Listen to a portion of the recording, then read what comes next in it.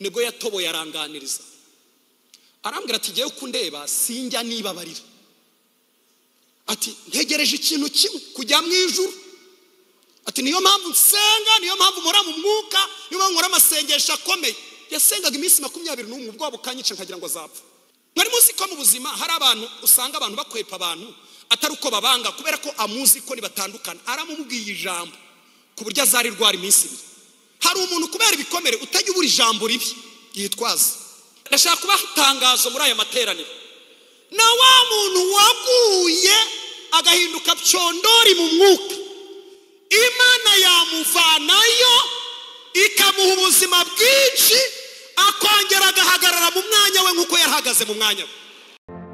Ijwi ry'umukanguzi. Dusome muri Ezekiyeli 36:25. Ezekiyeli 36:25 ndasoma na 37 no mu butumwa bwiza ndahababwira ariko duhere muri Ezekiyeli 36:25 ndageza 28.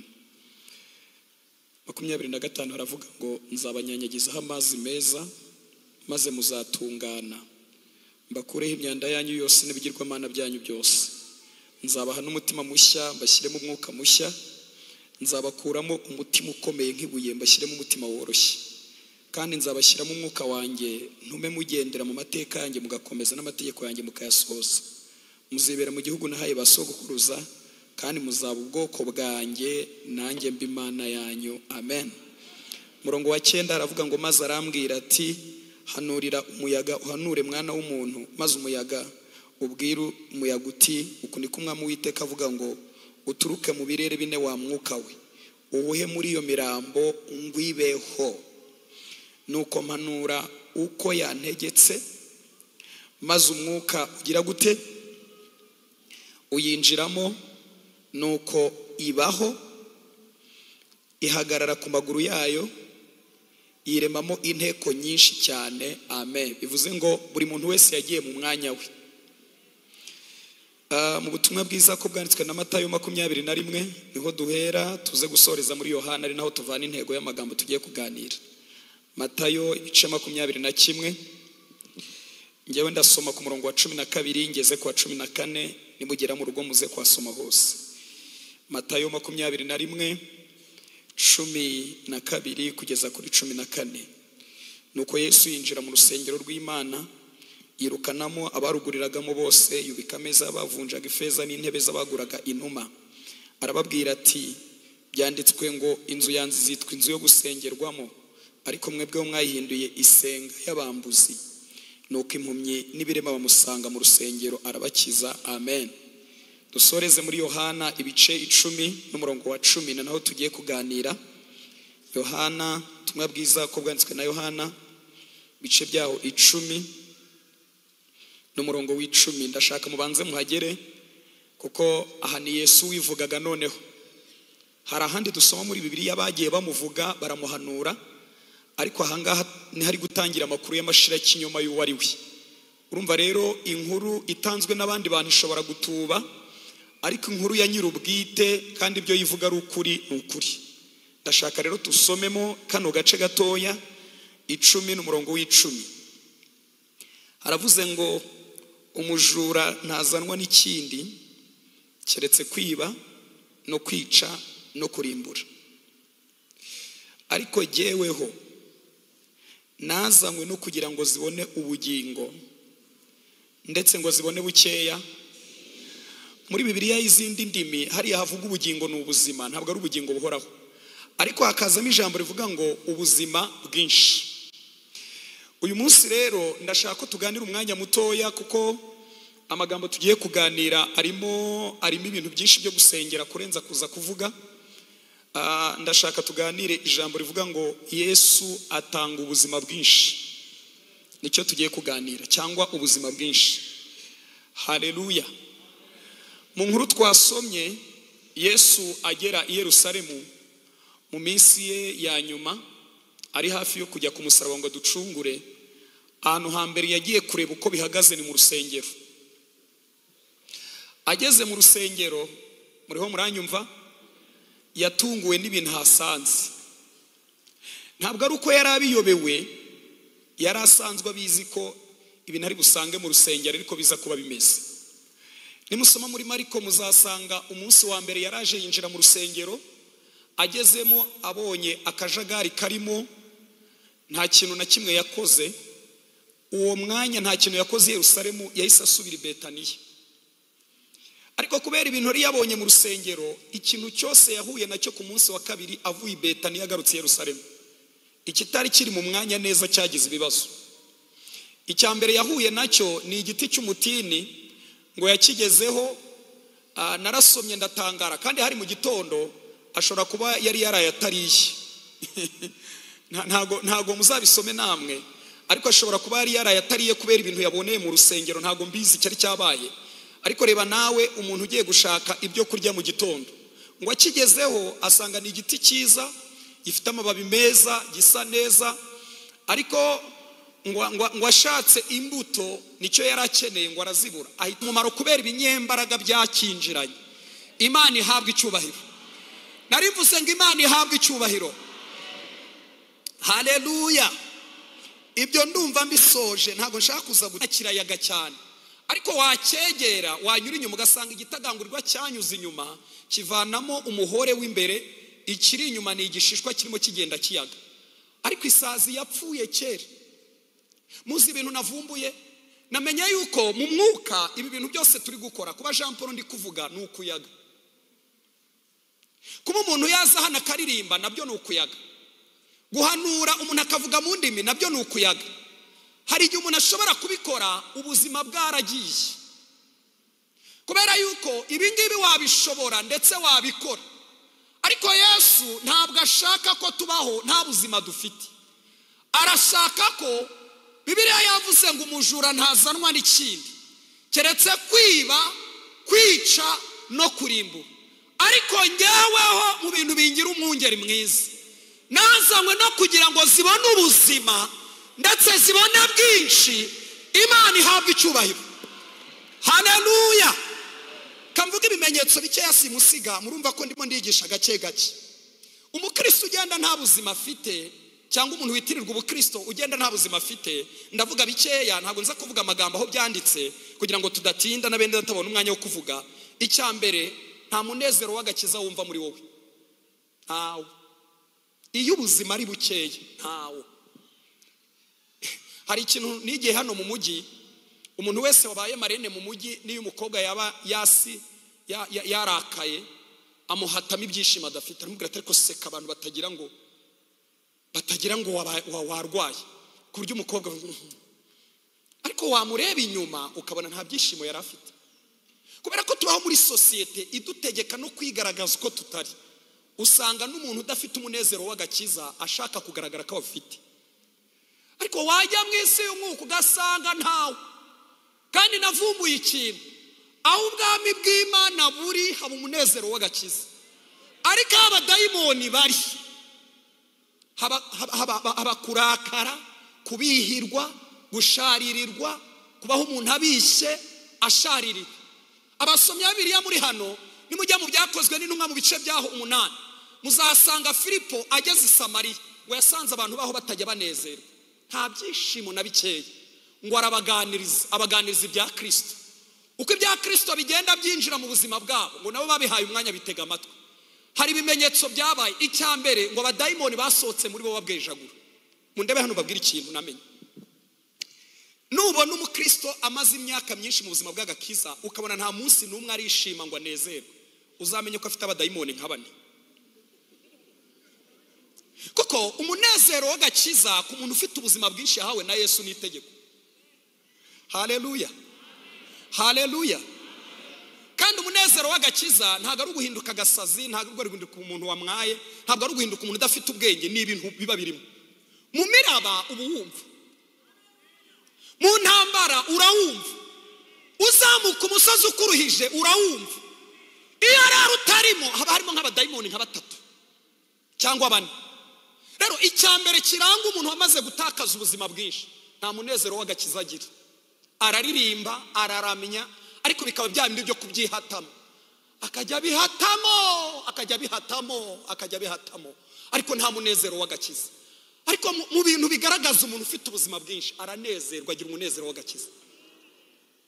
Ngenda umukristo icyo ni ikintu gihumuriza umutima wanjye, kinyibagiza n'ibyago byose, nkumva nduhuwe n'umwami Yesu. Ngenda umukristo wo mu mutima, kuko ubu nsigaye nkunda Kristo, icyatumye apfa yazize njyewe, nabuzwa n'iki kujya. Ubwami bw'Imana buri muri twebwe buduha umunezero w'agakiza udakorwaho n'impinduka yose yabayeho mu buzima. Waba urwaye urawumva, waba ushonje urawumva. Umunezero w'agakiza ntuhindurwa n'icyo ari cyo cyose, kuko imbaraga ziwutanga ni ubwami bw'Imana, zirenze impinduka zose zibaho mu buzima bwacu.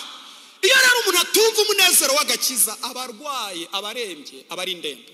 Imana ifashe mu nyumva. Icya kabiri kugira ngo nihute. Haleluya. Icya kabiri, umuntu yumva uhorana ubwoba bwo kumva upfuye warimbuka. Iyo nta buzima bwinshi buri mu muntu, umuntu ahorana ubwoba akumva apfuye, yajya gutega moto akavuga ati nk'ubu mpfuye ntabwo narijyamo. Kubera iki? Mumbabarire mbibabwire, nuko wemezwa n'umutima w'intege nke wamaze kwinjira muri wowe, muriho muranyumva, ko nta bugingo wabona upfuye. Ibyo bintu rero byo guhora umuntu yumva aramutse apfuye atarijyamo bitera umutima kurwara. Kajya wumva ikirere kikubwira ngo nk'ubu upfuye ntiwarijyamo tu. Nubwo bakubona usenga, nubwo bakubona ubwiriza, nubwo bakubona uramya, ariko uramutse upfuye aka kanya ntiwarijyamo. Ariko umuntu w'Imana ufite ubuzima bwinshi aravuga ngo naho napfa aka kanya ndumva naritaha. Kubera iki? Umwuka we n'umwuka w'Imana birahamanya. Haleluya. Kandi mu byanejeje akumbura yajya kurenza yava. Wumva umunezero uguhatira gukumbura ibyo dutegereje, ukajya wumva urahakumbuye, ukavuga ngo umunsi umwe nzahajya. Wabona hari mwene se utashye neza, ukavuga ngo nanjye ndi mu nzira ndagukurikiye. Nta bwoba nawe ukeye ugira, urupfu ntiruguhabya, urupfu ntirugutera ubwoba. Ikindi cyantangaje nuko umuntu ubuzima bwashiranye uhahamurwa n'ibikangisho by'abadayimoni, kuko nta buzima. Buri gikangisho cyose cy'abadayimoni kije kiraguhamura. Bamvuze, bandebye nabi, ndabivamo, utuntu tworoshye twose turagukanga.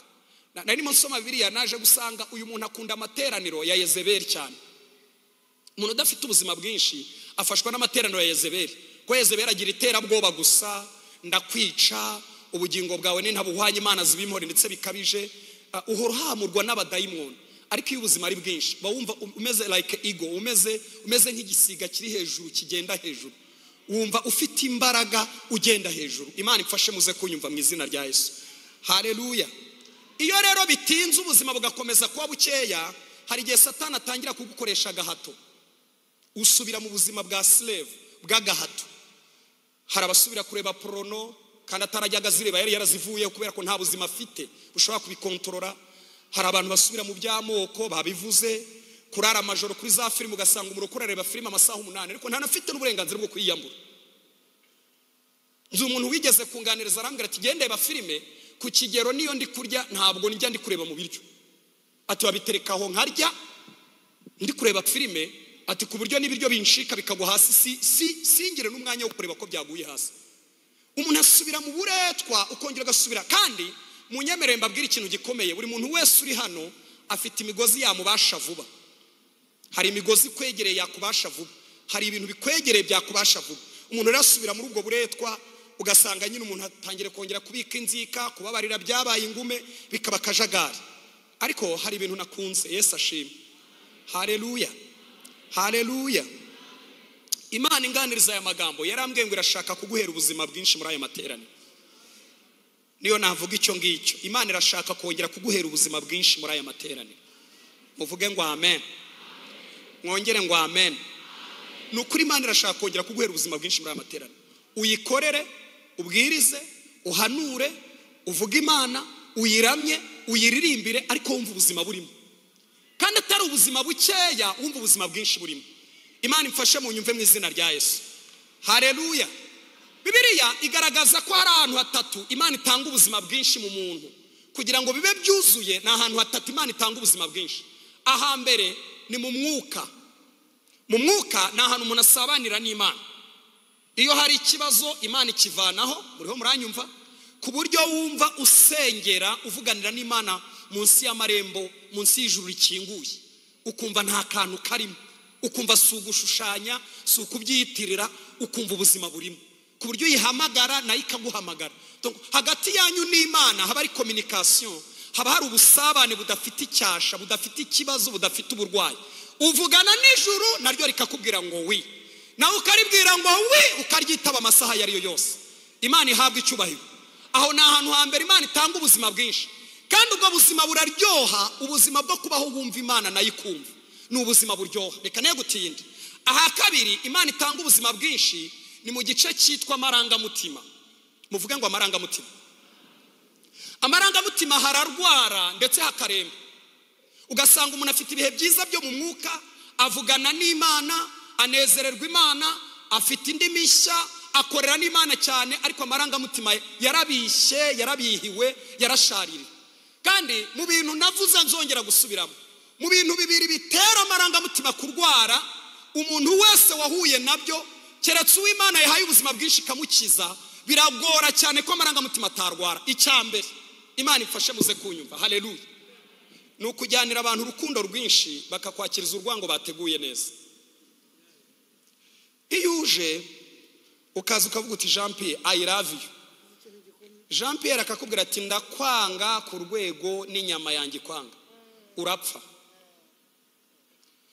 None reka mpuze ibintu kugira ngo mubyumve. Uzi gushaka umugabo waranditsemo dadi muri telefone mutarabana, wagera akakubwira ati ndakwanga niyo nkuru y'iby'inzoka yanjye irabirinduka, urapfa. Kuko iyo usomye Bibiliya usanga mu bintu bitanu Imana yahaye abagabo harimo n'ububiko bw'imitoma. Muri Bibiliya mu bintu bitanu Imana yahaye abagabo harimo n'ububiko bw'imitoma. Imitoma ya original rero ni neza y'abagabo, nta wundi muntu wayikuraho. Nubwo washaka brother ugashaka indi nshuti ikajya iguha imitoma, ntago wabona imitoma ya original nk'iy'umugabo wawe, urapfa rero. Uzi gushaka umugore ukamutakaza amarangamutima yawe, reka wenda nkoresha imvugo z'ubu, ndabizi ko abakera atari zo mwakoresha, ukajya umugura uti nzaguha Kigali yose, waba ufite akamodoka ukamutemberana ukamugeza kuri convention, ukavuga uti ni ukuri ninkira nzakubakira convention. Mwagera mu rugo akakubwira ati ndakwanga, urapfa. Yosefu yagiye kureba bakuru be, ajya kureba bakuru be, murabyibutsa abasomyi ba Bibiliya, agenda ashyushye cyane avuga ati ndahura na Rubeni ryari ngo duhoberane, ndahura na Yuda ryari ngo duhoberane. Ayirirwa ngabashaka umunsi wose, abagezeho asanga bose bari guhekenya amenyo, atarababaza ijambo na rimwe mu mvugo rukundo rushyushya avanye wabo, bamushyira mu rwobo. Atarabasobanuza impamvu ziri kumubaho, yisanga ku minyururu bamukurura bamujyana mu Egiputa. Mwibuka ko byose ni bakuru. Ataravuga ikintu na kimwe, yisanga ku isoko mpuzamahanga ry'abacakara bari kukandakanda bavuga bataka karagura ngahise. Yari mu myaka 17, ntibanamugura barabara. Potifari yamuguze yiviriye mu kazi nimugoroba, yari mu bintu byasigaye byarasa.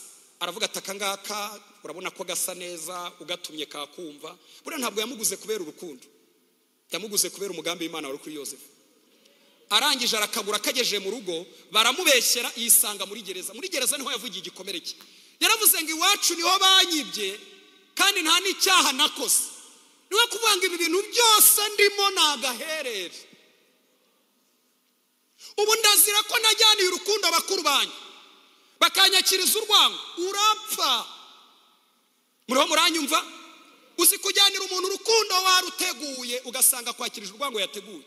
Njya nganiriza abantu b'abakire batangiye gukira, nkabasaba ngo nukira uzakomeza usuhuza umukene mwasabanaga, bizamuzamurira amavuta. Iyo utamusuhuje muri Afrika dukomereka ubusa. Umuntu wakomeretse gutyo niyo ugize gutya aravuga atarantutse.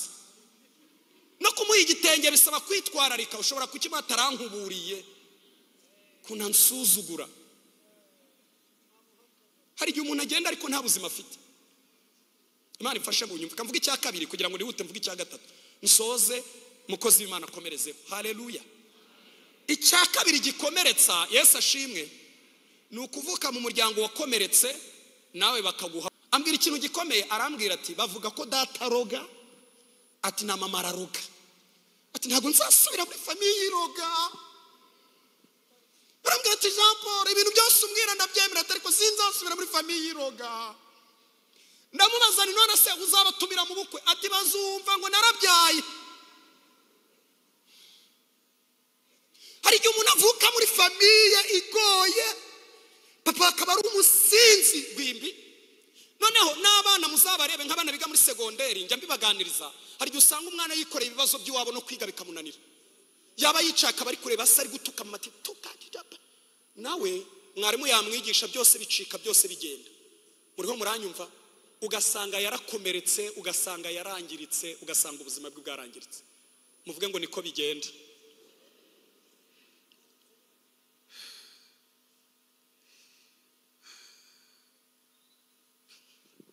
Kansoreza aho ngaho. Hari igihe umuntu akomereka akangirika akajya aririmba ariko nta buzima. Noneho reka mbahe ibimenyetso bikeya biri kuboneka mu Rwanda muri iyi minsi. Harimo umutwe udakira, umuntu agahora ku binini. Hari n'abagera igihe bakarwara hypertension, ugasanga umuvuduko w'amaraso urihuta cyangwa akagira hypotension. Nk'abadamu noneho bigera mu mibiri bigahindura biochimical, bigahindura uruvangitirane rw'ibikorerwa mu mibiri yabo, ugasanga ahora mu kajagari k'imitekerereze, aribagirwa. N'umudamu w'imyaka 24 ariko aho yasize ikintu ntakibuka, yagitangiye kugira loss of memory, yatangiye kwibagirwa, ubuzima bwe bukagenda bukavangirwa. Noneho bikazarangira arwaye n'inyama z'imbere, agahora ku binini. N'Imana imuhaye udufaranga duke atwivuzamo, ariko ugasanga mu by'ukuri nta ndwara yagakwiye kuba arwaye. Arwaye ikibazo cy'ibyo yahuye nabyo byagiye bimukomeretsa, ubuzima bwe bukagenda bwangirika. Icya kabiri, mu bijyanye no kwisobanukirwa, murabizi ko twese Imana yaturemye turi uturabo twiza. Bwira mugenzi wawe ngo urakarabo keza. Kubera ko nta wundi umunsi uzapfa, nta wundi muntu uzabaho umeze nk'abo. Hari igihe rero Satani azira muri ibyo bikomera akamubwira turi akantu, uruntu, uri ikintu. Noneho bigeze ku mudamu nk'umugabo we yarakomeretse akamubwira turi stupid. Niyo ahetse umwana ubona ari stupid. Barambwiye ndi stupid nta kigenda. Kandi mwibuka ko igice cy'umwuka kimeze neza, asabana n'Imana, ariko igice cy'amarangamutima kirarembye ni ndembe igenda. Noneho rero hari abantu baba viyora, baba babi cyane, ugasanga we uburyo ibikomere bye bigaragara ni uburyo bubi bw'ubugome. Avuga nabi, nta jambo ryiza agira, ku buryo niyo muhuye asiga gutaye mu rwabayanga. Mwari muzi ko mu buzima hari abantu usanga abantu bakwepa abantu atari uko babanga, kubera ko amuzi ko nibatandukana, aramubwiye ijambo ku buryo azari rwara iminsi ibiri. Hari umuntu kubera ibikomere utajya ubura ijambo ribi yitwaza, nkuko mubona abagabo mutwaye amakofi n'indangamuntu, ugasanga nawe buri gihe ahora atwaye ijambo ribi, ku buryo muganira umwanya mutoya akakujomba akabwira ati ibirenge byawe birahengana, ukibaza nicyo yarebye cyonyine. Noneho nawe murimo muganira akantu gatoya akubwira ati ariko, akakubwira ibintu bibi ku buryo hava umutwe uremereye ufite nk'ibintu 5 byo kwiyana. Ugasanga ibikomere bye bivuga nabi, bikora nabi, biriviyora. Noneho hari agace kandi hari abafunga umutwe, noneho wakavuga ati nge niko nteye, nge ndarakara. Ariko kibaza indi mavuga n'umwuka wo kurakara uri hejuru birahurira, wabigenzura ugasanga ntaho bihuriye. N'umunyamwuka pe, ariko kubera gukomereka, muriho muranyumva, afunga umutwe, ntashobora koroha, ntashobora guca bugufi, ntashobora kugira wa mutima wa Yesu bahoze batubwira, ararembye ni ndembe. Muriho muranyumva? Abanyuma rero nabigirira nabi, umuntu akigirira nabi. Muvuge ngo umuntu akigirira nabi.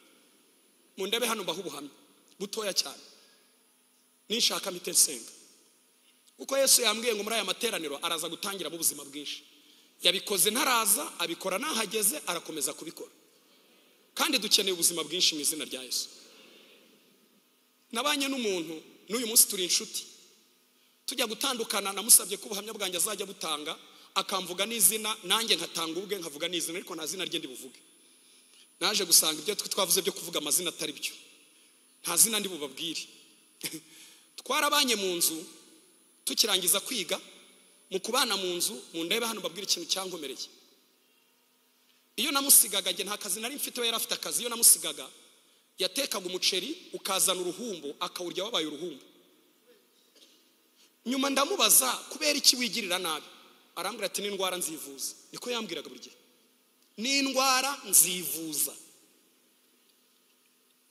Noneho yabavuye nko gusenga akaza, twari dufite kasaro n'ikindi cyumba twashyiragamo ibikoresho n'ikindi cyumba twararagamo.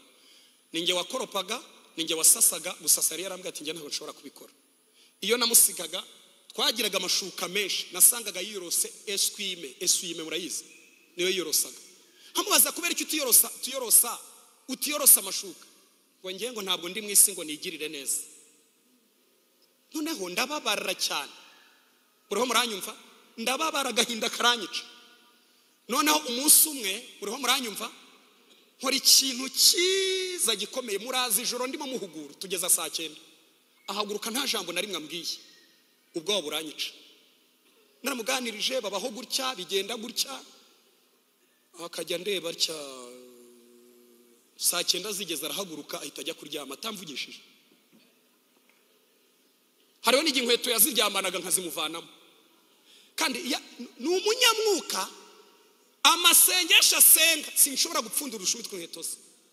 Mu gusenga kwe ntabwo yajyaga asengera ahantu nka hasi irimo ahangaha, yajyaga asengera ahantu hari ibigega bya wasake, mbese ahantu habi hari urupfu, ku buryo ngiye nta nubwo najyaga njyana nawe. Ahantu nyine mu mashyamba, mu biti hejuru, ari umuntu w'indakare. None nakumva n'amasengesho asenga, umva arimo aramanura abantu, arimo arabahonda, arimo arabaho. Ubwo buranyica. Umunsi umwe rero njya gusenga Imana, ngiye kuyisaba ko dutandukana neza. Niho namenyeye uburwayi bwe. Ndasenga mbwira Imana, Imana, mu bantu twabanye bose mvuka mu bana 9, mama yadutoje kubana nubwo data atahabaga mu rugo, yiberaga mu gisirikare. Wambabariye tugatandukana neza. Mwumva ikintu Imana yambwiye. Imana yarambajije ngo mama wawe yaguhaye keya, mama wawe yaguhaye keya. Ndavuga kumbaza ngo mama yaduhaye keya nukorosoro wabyukaga. Ndavuga nti mama yaduhaye keya ku buryo irenze igera hano. Kandi n'uyu munsi ngana gutya arampamagara akambwira ati nkoreje 5 urya mandazi. Ngaseka ngahirima. Urumva yaragerageje kuturera turi abana 9, data ari mu gisirikare, mukecuru yaragerageje yubakwa. Yaduhaye keya ku rwego n'uyu munsi tujya tuganira abakwe n'abakazana afite, bakavuga bati twebwe ingo zitunaniye twakwigira iwanyu kwa mukecuru. Bose yarabafatishije. None umurokore mwiza cyane, ibintu byose ujya kubimuganiriza yabyeretswe. Ababwira ati narose wimbeshye. Noneho rero urwo rukundo rero yaduhaye, nkumva hari urwarenzeho. Imana irambwira ngo witandukana nawe, fata urwo rukundo mama wawe yaguhaye wumva rwarenzeho urumuhe. Wibuke ko nababwiye ko nta kazi nagiraga. Nibwo natangiye rero, yarafite amafaranga menshi, nkazanye musaba amafaranga nkamutekera amafiriti y'ibijumba. Nibwo yatoboye aranganiriza, arambwira ati ngiye kundeba sinjya nibabarira, ati ntegereje ikintu kimwe, kujya mu ijuru. Ati niyo mpamvu nsenga, niyo mpamvu mpora mu mwuka, niyo mpamvu nkora amasengesho akomeye. Yasengaga iminsi 21, ubwo bukanyica nkagira ngo azapfa. Muvuge ngo waragerageje. Ubanye nawe wowe wa undi yakunaniye uvuga gusa, ntago wabana nawe. Ndangije muriho muranyumva, ndasenga, maze gusenga nibwo yanganirije rero, maze gutangira kumuhakeye. Mwigisha uko batera ipasi, mwigisha ibintu byinshi, ndamuganiriza, nta atari ukumuhugura. Umutima ukomeretse ntukeneye impuguro, ukeneye icyo wabuze. Iyo utakibonye ukamuha impuguro, agufata nk'umwe mu banzi nimero ya mbere. Ndangije mu ndabana babwira icyangoye, aranganiriza, arambwira ati ngewe ndabivuga wenda mu kinyarwanda cya kera, nge ndi umwana w'ikinyendaro. Ambwira se, numva n'umuntu ukomeye. Arambwira ati mama ni ikinyendaro. Ati na nyogokuru twarabaze tugera kuri generation ya 6 dusanga bose ni binyendaro. ati noneho ngewe bankoreye ikintu kibi. Iyo bajyaga gukora ibirori baransezereraga, bakansezerera nkava mu rugo, bagafunga igipangu bakanyohereza Kimisange, ugasanga niyo nagiye, ubundi bagasigara binjoyinga ibirori. Ati rero ubwo buzima bwatumye niyanga kubijyanye n'umubiri. Ati sinigeze nita ku byo kugura inkweto, sinigeze nita ku buzima bwa gisore. Mumbaze ngo hakurikiyeho ikigo nsoza. Yaragiye arakira, ntangira kumutoza arabyumva. None mwibaze ko tubana yaguraga imineke mureba, imineke iseri ry'imineke benshi akayigura, akayirya wenyine, nkamureba mu maso ngo agira isoni, nkabona nta soni afite. Agatonora mpari mureba, nkabona nta soni, nta cyo afite. Ndamuganiriza rero, urumva mfashe urukundo rurenzeho numva mama yampaye. Ababyeyi nimujya mutanga urukundo mujye murenzaho n'urw'abahungu banyu n'abakobwa bazaha abagore babo. Ko ari gihe yamushaka agasanga nta rukundo azi, nta rukundo azi. N'urumwima rero azamuha ingumi. Birangiye rero mwumva icyanshimishije, turimo dusenga rero. Turasenga amasengesho Imana yadusabye gukora. Tugira ibihe byiza, umwuka aramanuka. Nibwo buhanuzi nahanuye maramezi 6 ntahanura. Ndahanura njya mu mwuka. Mubwira umugore agiye gushaka n'izina rye. Mvuye mu mwuka. Mpita urumva umuntu namubwiye yari umuntu wavukiye kuri Dr. Colonel. Noneho uwo muntu muriho muranyumva, akaba ari umuntu ugenda gutya, nta ibyo bibazo ntabyazi, hari abantu ibintu musengera batabizi, nari muzi gutya. Buhita bunkamura, ndavuga nti ndavangiwe, mbwira Imana nti nzongera guhanura ijuru ryarebye hejuru. Haciye amezi 2 rero arampamagara kuri telefone, twageze ku gihe turatandukana, arambwira ngo ngiye gukora ubukwe. Nande avuga wa muntu, nahise nihanuriraho ndi, naravuze numva ko Uwiteka avuze Jean Paul. Amavuta yahise amanuka, ryari ryarakamye rihita rimanuka. Baje kubana rero, ubusirimu ntagejejeho. Uyu munsi yabaye umusirimu, akora drone muri Cameroon. Yabaye umusirimu yigisha no muri kaminuza hano mu Rwanda. Abo umusirimu akora drone muri Cameroon. Bya bintu by'ubuturage, bya bintu by'iki, kwa kwikomeretsa umugore yakomerejeho. Ariko Imana izi guhuza ibintu. Urumva Imana yari imumpaye ngo muhe urukundo, ngiye muhereza impuguro zivuza ubuhuha. Umusore yakwiye kwitwara cyane akarya ndebake. Ariko muhaye urukundo ruramufata. Hari abantu bagenda ariko barembye bamerewe nabi. Reka mvuge icyanyuma, aha gatatu Imana iza n'ubuzima bwinshi ni mu mufuka. Gira mwene songo mu mufuka. Muzi impamvu dukoresha terime yo mu mufuka? Kubera ko mu rugendo rujya mu ijuru dukeneye ibikenerwa shingiro. Ukeneye minervari, ukeneye inzu yo kubamo, kandi nta muroko rusabiriza nubwo umerewe nabi, umere nk'umva ariko Imana yanjye. Muriho muranyumva? Ukeneye amafaranga yo gukodesha niba nta nzu ugira, ukeneye gutega muri uyu mujyi, ndetse mbibutse n'amasezerano menshi dufite n'ibyo kujya mu ijuru murabizi ko turifite. Ntiwarijyana kuri banki ngo baguhe inguzanyo. Isi ikeneye amasezerano yasohoye. Ukeneye rero n'ubuzima bwinshi mu mufuka. Muvuge ngo amen. Reka mbavangavange kandi nabigambiriye kubibabwira. Mundebe hano. Muri Afrika haba umuco mubi cyane, numva ndimo ndasengera ukurikije ko nahuye na Yesu. Haba imico 3 mibi. Umuco wa mbere, umubyeyi ahura na Yesu agasenga Imana, akabana n'Imana, ariko mu masaziro ye ugasanga yahindutse umutwaro ku bana. Ugasanga arimo arasabiriza abana, arabeginga. Gusabiriza bitandukanye nuko abana bakora inshingano ku mubyeyi, kuko abana bafite inshingano ku mubyeyi wababyaye. Ariko abana ntago bashinzwe kurera umubyeyi kuko ntibamubyaye. Mbavange, watangiye akazi imbere ye, wabaye mukuru imbere ye, wize imbere ye, arakureramo ibiki. Usanga rero dusenga kubera ko izo nzego zose tutazumvishe, ugasanga mu masaziro ko mwantaye. None ugasanga abana igihe cyose bitabye telefone ya papa we cyangwa ya mama we barahangayitse, batubagiye kudutuka, agiye kudusabiriza. Natwe dufite ibibazo muri Kigali parapara bikahinduka akajagari. Ariko hari ikintu nasomye muri Bibiliya ejo bundi, namenye ko Aburahamu yashaje adasabiriza abana, yashaje abahereza impano. Ubu ntabwo twabana n'Imana ku rugero, ntabwo izaduha ibizaturimbuza, ariko yaduha basi n'ibizadufasha mu masaziro, ku buryo umuntu asaza adasabiriza abana, ahubwo agasaza abaha impano, abana bagakora inshingano kubera ko babitegetswe.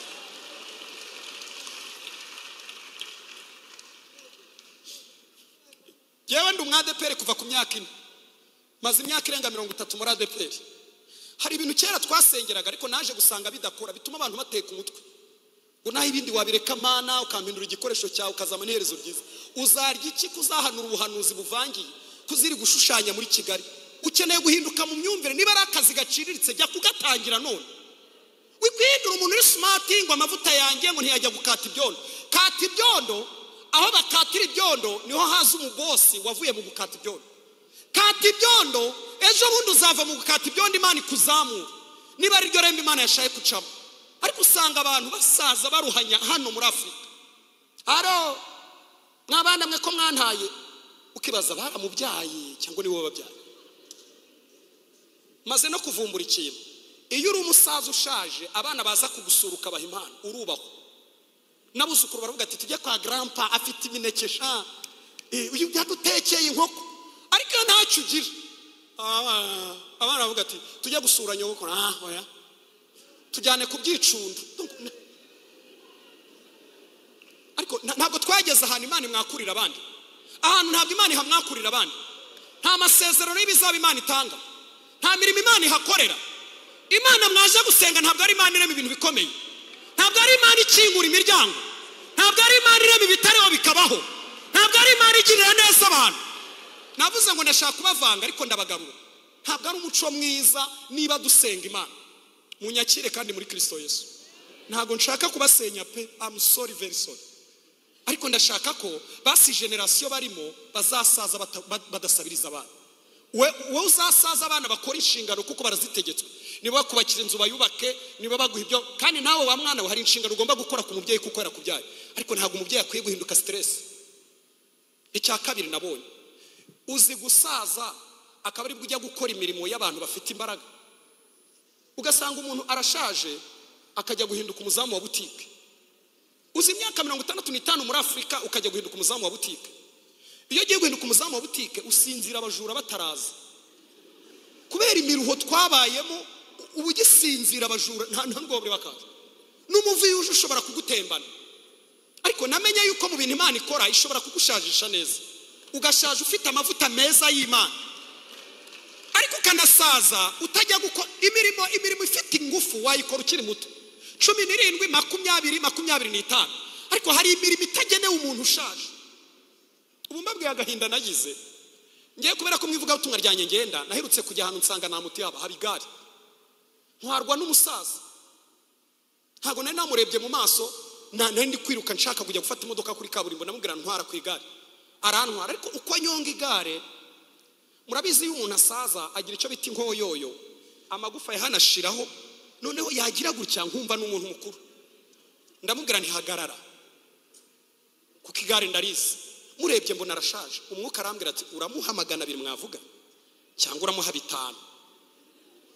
Nukuri ntababwira, navanye mu 5 ndabimuha, ngenda nihuta kubera ko nari nzi ko iyo matinda. Umwuka yari kumbwira ati ubwo 5 urabimuha cyangwa uramuha 10.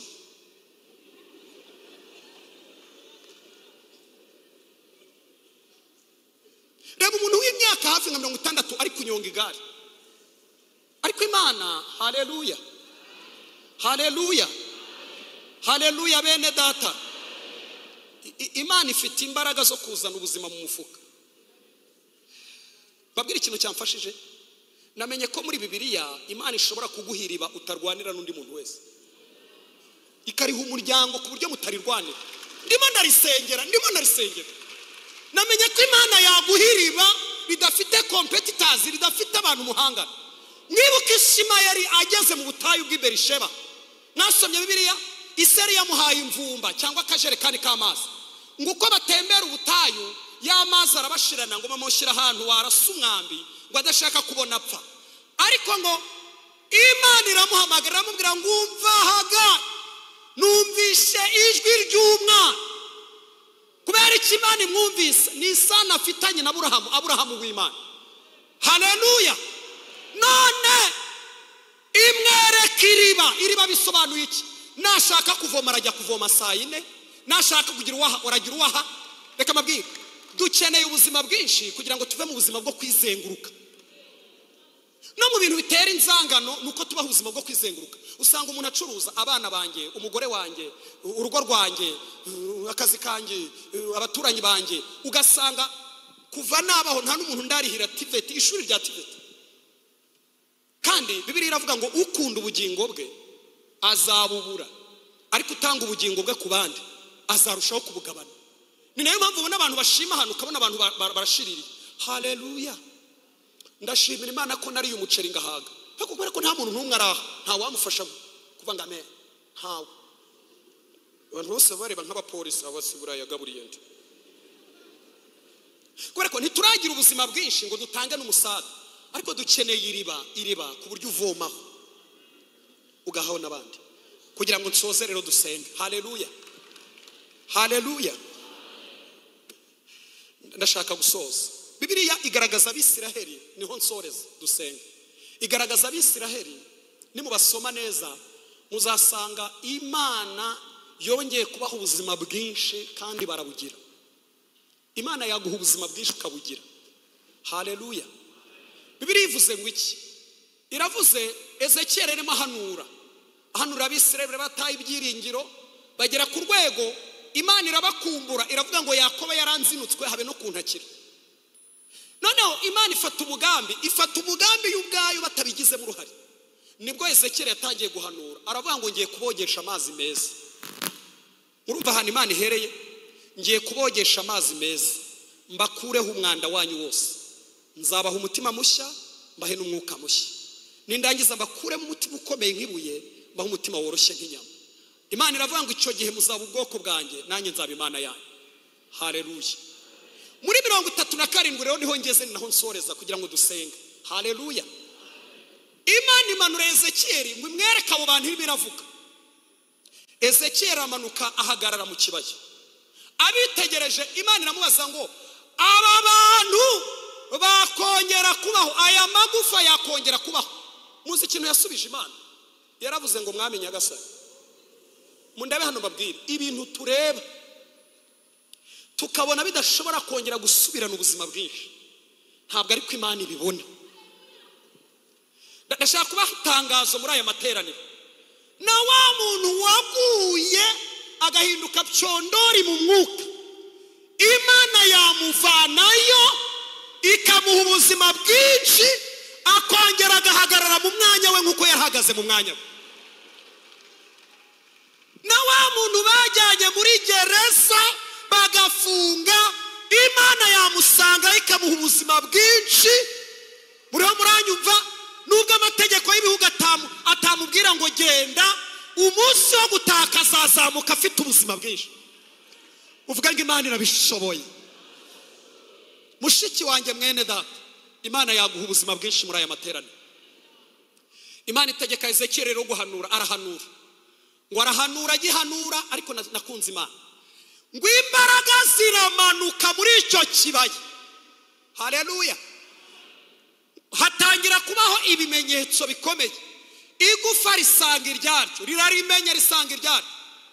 Imitsi iraza yorosaho, inyama nazo ngo bisigara ari imirambo. Mu ijuru bamenya ko ari imirambo nubwo hari umurimo wakoretse. Ngo aramubwira ngo komeza uhanure. Ngo arahanura ngo umwuka uturuka mu birara bine, ngo umwuka uturuka mu birara bine, ngo araza yinjira muri iyo mirambo. Ngo bajya kubona akabona umuntu arahagurutse abayeho, akajya mu mwanya we. Imana ihabwa icyubahiro.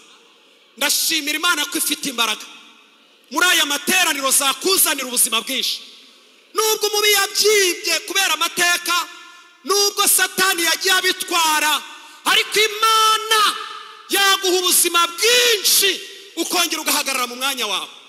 Kugira ngo nsenge rero dusoze, hari ibintu Imana yanganirije nshaka kubaha nk'ubutumwa dusenge. Ndashaka kubabwira ko Imana ikeneye abagabo n'abagore bahagaze mu mwanya wabo neza, bagahangana n'ibibazo byo mu ngo bakihangana bakazigumamo kubera ubuzima bwinshi. Imana irabakeneye bakarwubaka kandi buri wese mu mwanya we kugeza ubwo bazagera i Yerusalemu. Mundabe hano mvuga, Imana ikeneye abagabo n'abagore mu Rwanda bubaka ingo, bagera mu ngo buri wese kubera ubuzima bwinshi agahagarara mu mwanya we kandi akawuhagararamo neza. Ibyo yahura nabyo akarwana akahagarara mu rugo kugeza umunsi bazagera i Yerusalemu. Imana ikavuga ngo mwahagaze neza mu ngo. Ariko Imana ikeneye abajene, abakobwa n'abasore bahagarara mu bukumi bwabo neza, bakazabusoza nta byondo basize inyuma yabo, ku buryo ubuhamya bwabo buza bubakurikiye buvuga ngo mwitwaye neza, mwahagaze neza. Icyanyuma Imana yantumye kubabwira, Imana ikeneye abakozi b'Imana bafite ubuzima bwinshi, bahagarara mu mwanya wabo muri kino gihe mu mpinduka nyinshi isi ifite, bagakorera Imana, bagakorera Imana, bagakorera Imana, bagakorera Imana kugeza ubwo bazasoza umurimo wabo, umunsi bazamara gukora ibyo Imana yashatse byose bagasinzira nk'uko abandi basinziriye, ariko bahagaze mu mwanya wabo. Imana ibampera umugisha. Kansoreza aho ngaho. Yesu arashaka kuguha ubuzima bwinshi. Ndagira ngo dusengane Imana. Ndagira ngo dusengane Imana. Tugiye gusengera ibyifuzo bibiri byonyine ubundi nsoza. Icyifuzo cya mbere ni umuntu uri muri aya materana akavuga ati nge nta buzima mfite, ndumva muri nge wapi. Imyaka yose maze nkijijwe nsenga mbana n'Imana, numva ubuzima bwaranshiranye, numva ubuzima muri ngewe nta burimo. Urahaguruka tugusengere kandi mwihutishe kugira ngo dusenge, ntabwo nza gutinda. Niwumva nta buzima bwinshi ufite ubwira Imana ngo Mana muri ngewe ndumva nta buzima, ubuzima bwaragiye, ko nahagararaga kera mu mwanya wanjye ntabwo ariko nkuhagararamo. Hari ibintu bisigaye binesha kandi narabineshaga, nagukoreraga neza nabivangavanga, ariko ubuzima bwanjye bwamaze kwangirika. Reka duhombeke amaso yacu buri wese atekereza umwanya mutoya. Abo turaza kubasengera by'umwihariko n'umuntu uri muri aya materaniro ariko akavuga ngo nta buzima numva mfite, ubuzima bwaragiye. Hari abo basengeye mu cyiciro cya mbere, ariko nawe twagusengera niba hari ijwi ry'umwuka rivuganye nawe ukumva nta buzima ufite, uhaguruke tugusengere. Abo turabasengera. Urakoze, urakoze cyane, urakoze. Nawe uhaguruke tugusengere. Ndashaka kubasengera kandi ndihutisha, ntabwo nza gutinda. Waje muri aya materaniro ariko wumva ubuzima bwarashizemo, uravuga uti ngenda numva ari ugupfa, numva mfite imitekerezo yo gupfa, numva ubuzima bwaranshizemo, nta byiringiro, ubugingo bwanjye bwarangiritse, numva naramenaguritse, numva imbaraga zaranshizemo. Ndashaka kubasengera kandi ndashaka kwihuta kuko tugiye gusengera ikintu cya kabiri gikomeye Imana yantumye ko turi busengere, sinava hano tutagisengeye. Urakoze, uhisemo neza. Ijwi ry'umukanguzi.